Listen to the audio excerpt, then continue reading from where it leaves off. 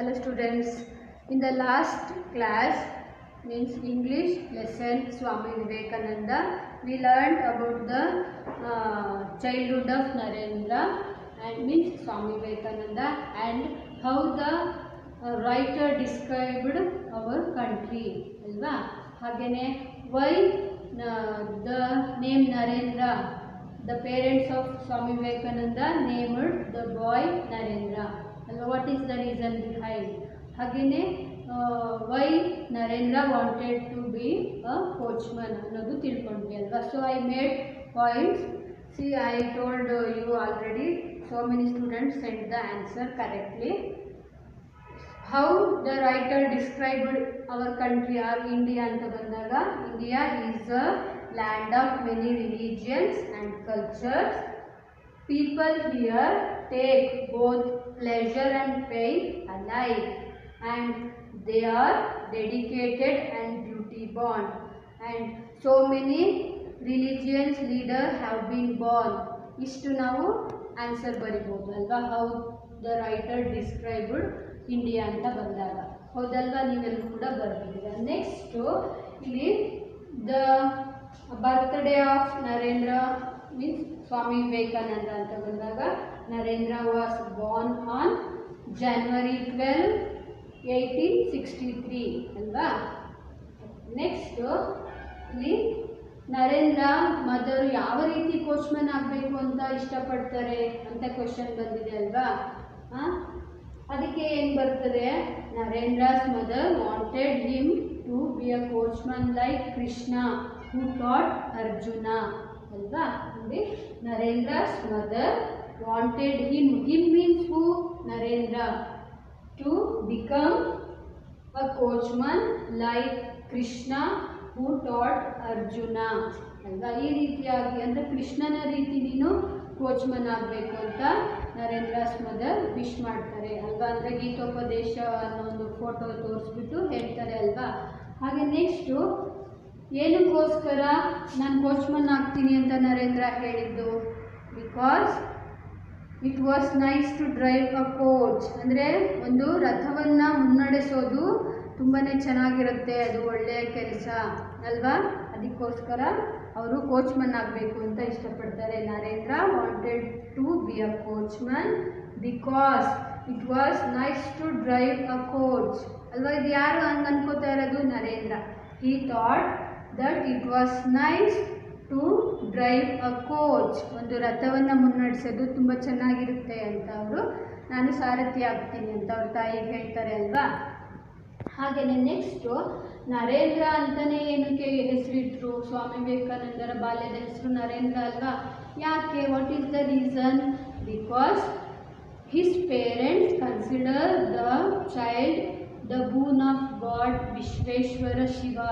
ವಿಶ್ವೇಶ್ವರ ಶಿವ ಅವರ ವರದಾನ, ನಮ್ಮ ಮಗು ವಿಶ್ವೇಶ್ವರ ಶಿವ ಇದೆಯಲ್ಲ ಅದರ ಒಂದು ವರ. ಅದಕ್ಕೋಸ್ಕರ ಅವ್ರು ಏನು ಮಾಡ್ತಾರೆ, ನರೇಂದ್ರ ಅಂತ ಅವರು ಹೆಸರಿಡ್ತಾರೆ. Because his parents considered the child the boon of god Vishweshwara Shiva ಅಲ್ವಾ. ಇದಕ್ಕೆ ಕ್ವಶನ್ ಬಂದರೆ ನೀವು ಬರಿಬೇಕಾಗುತ್ತೆ. ಈಗ ನೆಕ್ಸ್ಟು ನಾವು ಇನ್ಯಾವುದಿದೆ ಮುಂದೆ ಅಂತ ಬಂದಾಗ, ಮೊದಲ ಇಲ್ಲಿ ನರೇಂದ್ರ ಅವರು ಬಾಲ್ಯದಲ್ಲಿ ಏನು ಮಾಡ್ತಾರೆ, ಮಹಾಭಾರತ, ರಾಮಾಯಣ ಇದರಲ್ಲಿ ಬರುವಂತಹ ಗದ್ಯ ಪಾಠಗಳನ್ನು ಲಾಂಗ್ ಪ್ಯಾಸೇಜ್ನೆಲ್ಲ ಓದ್ತಾರೆ, ಹಾಗೆ ಸಂಸ್ಕೃತ ಗ್ರಾಮರ್ನೆಲ್ಲ ಓದ್ತಾರೆ ಅಂತ ತಿಳ್ಕೊಂಡ್ವಿ. ನಂತರ ಅವ್ರು ಏನು ಮಾಡ್ತಾರೆ, ದೇವ್ರನ್ನ ಕಾಣುವಂತಹ ಆಸೆಯನ್ನು ಪಡ್ತಾರೆ. ಹಾಗೆ ಎಲ್ಲರೂ ಕೂಡ ಕೇಳ್ತಾರೆ, ನಾನು ದೇವ್ರನ್ನ ನೋಡಬೇಕು, ದೇವ್ರನ್ನ ಕಾಣಬೇಕು, ದೇವ್ರು ಎಲ್ಲಿದ್ದಾರೆ ಅಂತ ಕ್ವಶನ್ ಮಾಡಿದಾಗ ಯಾರೂ ಕೂಡ ಅವ್ರಿಗೆ ತೃಪ್ತಿದಾಯಕ ಆನ್ಸರ್ನ ಕೊಡಲ್ಲ ಅಲ್ವಾ. ಅದಾದ ನಂತರ ಅವ್ರು ಏನು ಮಾಡ್ತಾರೆ, ಅವರು ರಾಮಕೃಷ್ಣ ಪರಮಹಂಸ ಅವರನ್ನು ಭೇಟಿ ಆಗ್ತಾರೆ. ಅವರು ಗುರು ಅಂತ ಅವರು ನಿರ್ಧಾರ ಮಾಡಿ ಅವರು ಅಂದರೆ ರಾಮಕೃಷ್ಣ ಪರಮಹಂಸರಲ್ಲಿ ತಮ್ಮ ಒಂದು ಸಂದೇಹಗಳನ್ನು ಅಥವಾ ತಮ್ಮ ಕ್ವಶನ್ ಎಲ್ಲ ಹೇಳ್ಕೊಂಡಾಗ ಅವರು ಅದಕ್ಕೆ ಸರಿಯಾಗಿರೋ ಮಾರ್ಗವನ್ನು ಕೊಡ್ತಾರೆ. ಮತ್ತು ಅವ್ರಿಗೆ ಏನು ಆಧ್ಯಾತ್ಮಿಕವಾಗಿ ಜ್ಞಾನೋದಯ ಆಯಿತು ಅಥವಾ ದೇವ್ರನ್ನ ಅವರು ಕಂಡ್ರು ಅಂತ ಬರುತ್ತೆ. ಅದಾದ ನಂತರ ಅವರ ಗುಣವನ್ನು ಇಲ್ಲಿ ಹೇಳಿದ್ದಾರೆ. ಅಂದರೆ ಸ್ವಾಮಿ ವಿವೇಕಾನಂದ ಯಾವ ರೀತಿ ಗುಣ ಇರುತ್ತೆ ಅಂದರೆ, ಅವರು ಬಡವರನ್ನ ತುಂಬ ಕನಿಕರ ಅಥವಾ ಸಹಾಯದ ರೂಪದಲ್ಲಿ ನೋಡೋದು ಅಥವಾ ಸಹಾಯ ಮಾಡೋದು, ಪ್ರೀತಿ, ಕರುಣೆ, ವಿಶ್ವಾಸದಿಂದ ಅವರು ನೋಡೋದು. ಮತ್ತು ಅವರು ಇನ್ಯಾವುದಪ್ಪ ನೇಚರ್ ಅಂದರೆ ಅವರು ಕರೇಜಿಯಸ್, ತುಂಬ ಧೈರ್ಯಶಾಲಿ. ಈ ಒಂದು ಗುಣಗಳಿಂದ ಅವ್ರು ಏನು ಮಾಡ್ತಾರೆ, ದೇಶದ ನಾನಾ ಕಡೆ ಸುತ್ತಾರೆ. ಅದಕ್ಕೆ ಅವ್ರನ್ನ ವಾಂಡರಿಂಗ್ ಮಾಂಕ್ ಅಂತ ಹೇಳ್ತಾರೆ. ಅವರ ಒಂದು ಸಹಾಯ ಗುಣ, ಹಾಗೆ ಧೈರ್ಯಶಾಲಿ ಮತ್ತು ಪ್ರೀತಿ, ವಾತ್ಸಲ್ಯ, ಕರುಣೆ, ಇಷ್ಟೆಲ್ಲ ಗುಣಗಳು ಅವ್ರನ್ನ ಒಂದು ವಾಂಡರಿಂಗ್ ಮಾಂಕ್ ಅಂತ ಮಾಡುತ್ತೆ. ಅದಾದ ನಂತರ ಅವರು ಏನು ಬರ್ತದೆ, ಅಮೇರಿಕಾ ಚಿಕಾಗೋದಲ್ಲಿ ಅವರು ಸರ್ವಧರ್ಮ ಸಮ್ಮೇಳನಕ್ಕೆ ಹೋಗಿ ನಮ್ಮ ಭಾರತ ದೇಶದ ಸಂಸ್ಕೃತಿ, ಧರ್ಮ ಹೇಗಿದೆ ಅನ್ನೋದನ್ನು ಅವರು ಎಲ್ರಿಗೂ ಕೂಡ ತಿಳಿಸ್ತಾರೆ. ಫಸ್ಟ್ ಅವರು ಹೋದಾಗ ಏನು ಮಾಡ್ತಾರೆ ಗೊತ್ತಾ, dear brothers and sisters of America ಅಂತ ಕೇಳ್ತಾರೆ. ಹೇಳಿದಾಗ ಭಾಷಣವನ್ನು ಶುರು ಮಾಡಿದಾಗ ಅಲ್ಲಿರೋರೆಲ್ಲ ಅದನ್ನು ಕೇಳಿ ಏನು ಆಶ್ಚರ್ಯಚಕಿತರಾಗಿ 2 ನಿಮಿಷ ಸತತವಾಗಿ ಚಪ್ಪಾಳೆಯನ್ನು ತಟ್ತಾರಂತೆ. ಅಂದರೆ 2 ನಿಮಿಷ ಇಡೀ ಆ ಸಭೆಯಲ್ಲಿದ್ದವರೆಲ್ಲ ಚಪ್ಪಾಳೆ ತಟ್ಟಿದ್ದು.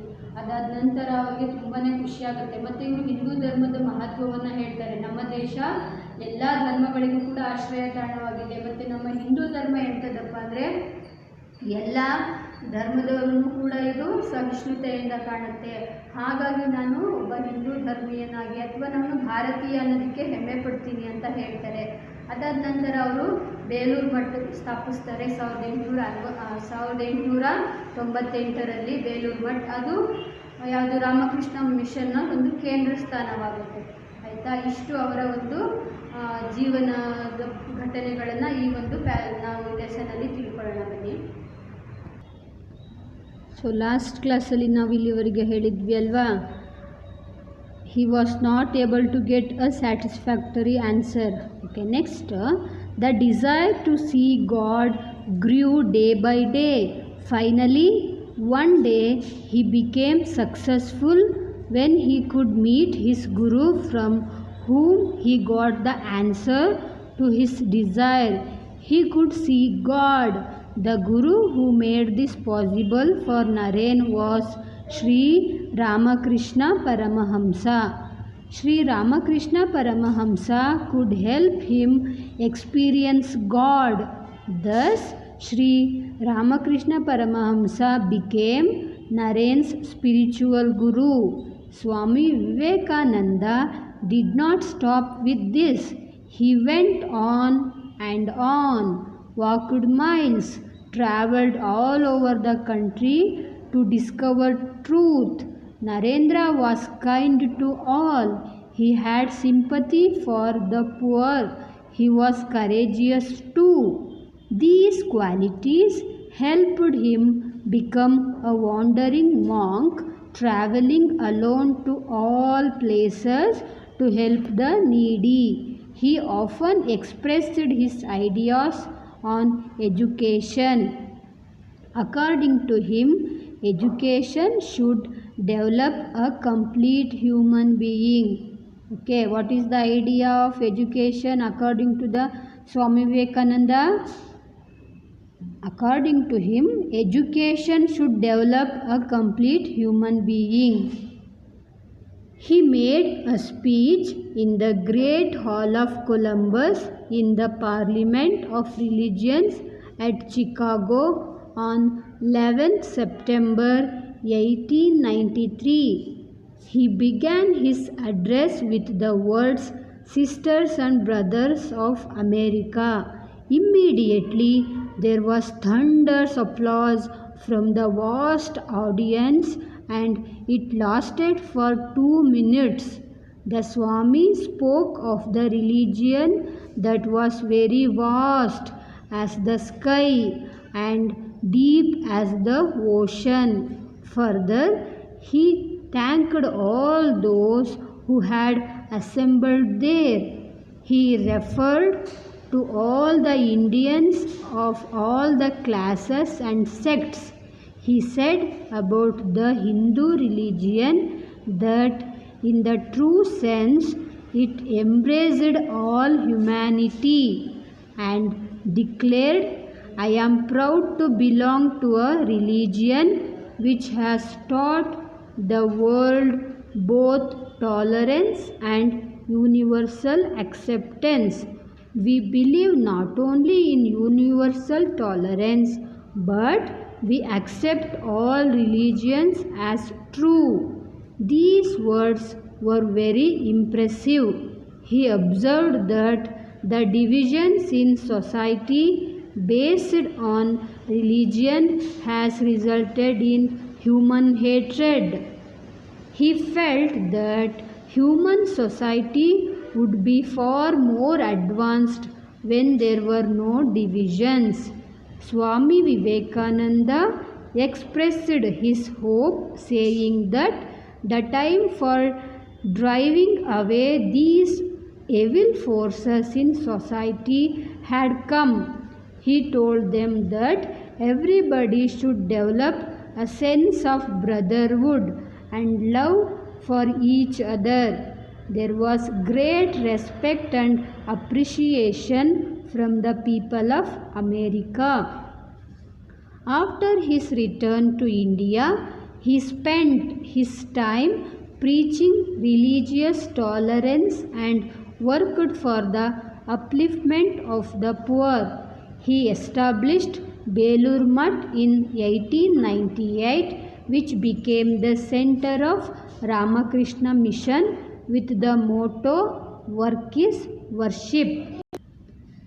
Though he had only a short span of life on earth, the essence of his words have been inspiring men and women throughout the world.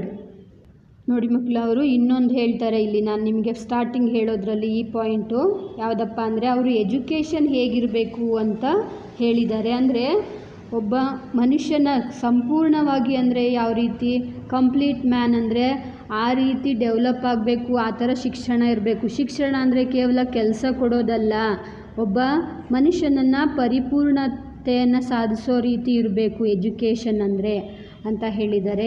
ಅದಾದ ನಂತರ ನಮ್ಮ ಹಿಂದೂ ಧರ್ಮ ಅಥವಾ ಭಾರತದ ಬಗ್ಗೆ ಅಥವಾ ಧರ್ಮದ ಬಗ್ಗೆ ಏನು ಹೇಳಿದ್ದಾರೆ ಹೇಳಿ.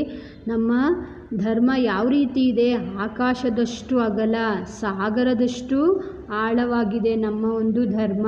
ಮತ್ತು ಇನ್ನೊಂದು ಮೇನ್ ಪಾಯಿಂಟ್ ಏನಪ್ಪ ಅವ್ರು ಹೇಳಿದ್ದು ಸರ್ವಧರ್ಮ ಸಮ್ಮೇಳನದಲ್ಲಿ ಅಂದರೆ ಬ್ರದರ್ಹುಡ್ ಇರಬೇಕು. ಇಡೀ ಒಂದು ವಿಶ್ವವೇ ಒಂದು ಕುಟುಂಬ, ಇಲ್ಲಿರೋರೆಲ್ಲ ಕೂಡ ಸಹೋದರ ಸಹೋದರಿಯರಾಗಿರಬೇಕು. ಅಂದರೆ ದ್ವೇಷ ಇರಬಾರ್ದು, ನಾನು ಮೇಲು ಅವರು ಕೀಳು ಅಥವಾ ಜಾತಿ, ನಾನು ನನ್ನ ಜಾತಿ ಮೇಲು ಬೇರೆ ಜಾತಿ ಕೀಳು, ಈ ರೀತಿ ಇರಬಾರ್ದು. ಆ ರೀತಿ ಇದ್ದಾಗ ಏನಾಗುತ್ತೆ, ಮನುಷ್ಯನ ನಡುವೆ ದ್ವೇಷ ಬರುತ್ತೆ. ಅದನ್ನು ನಾವು ಈ ತೊಲಗಿಸೋ ಸಮಯ ಬಂದಿದೆ ಅಂತ ಅವ್ರಿಗೆಲ್ಲ ಹೇಳ್ತಾರೆ. ತುಂಬ ಅಲ್ಲಿ ಕೇಳಿರೋರೆಲ್ಲ ಇವರ ಮಾತಿಂದ ಪ್ರಭಾವಿತರಾಗ್ತಾರೆ ಅಲ್ವಾ. ಅದಾದ ನಂತರ ಅವ್ರು ಏನು ಮಾಡ್ತಾರೆ, ಭಾರತಕ್ಕೆ ಬಂದು ಬೇಲೂರು ಮಠ ಅಲ್ಲಿ ಸ್ಥಾಪಿಸಿ ನಂತರ ಅದೇ ಮುಂದೆ ರಾಮಕೃಷ್ಣ ಮಿಷನ್ನ ಒಂದು ಕೇಂದ್ರ ಸ್ಥಾನ ಆಗುತ್ತೆ. ಅದರ ಒಂದು ಮೋಟೋ ಏನು, ಅವರ ಉದ್ದೇಶ ವರ್ಕ್ ಈಸ್ ವರ್ಷಿಪ್ ಅನ್ನೋದು ಆ ಒಂದು ಮೋಟೋ ಆಗಿರುತ್ತೆ, ಧ್ಯೇಯೋದ್ದೇಶ ಅಂತೀವಲ್ಲ ಅದು. ಹಾಗೆ ಅವರು ಬದುಕಿದ್ದು ಕೆಲವೇ ವರ್ಷ, ಅಂದರೆ 35-36 ವರ್ಷ ಅಷ್ಟೇ ಅವ್ರು ಬದುಕಿದ್ರು ಕೂಡ ಅವರ ಒಂದು ನಮಗೆ ತೋರಿಸಿಕೊಟ್ಟ ದಾರಿ ಅಥವಾ ನಮ್ಮ ಭಾರತದ ಹಿಂದೂ ಧರ್ಮದ ಬಗ್ಗೆ ಅವರಿಗಿದ್ದ ಕಾಳಜಿ, ಅವರಿಗಿದ್ದ ಒಂದು ನಮ್ಮ ಭಾರತದ ಬಗ್ಗೆ ಹೆಮ್ಮೆ, ನಮ್ಮನ್ನು ಅಂದರೆ ಭಾರತ ಇದುವರೆಗೂ ಕೂಡ ಅಂದರೆ ಎಲ್ಲ ದೇಶದವರು ಕೂಡ ನಮ್ಮ ಭಾರತ ಬಗ್ಗೆ ಒಳ್ಳೆಯ ಭಾವನೆಯನ್ನು ಮೂಡಿಸಿದೆ ಅಲ್ವಾ. ಅವರ ಒಂದು ಸಾಧನೆ ಅಥವಾ ಅವರ ಜೀವನವೇ ಒಂದು ನಮಗೆ ದಾರಿದೀಪ ಆಗಿದೆ ಅಲ್ವಾ ಮಕ್ಕಳ. ಓಕೆ.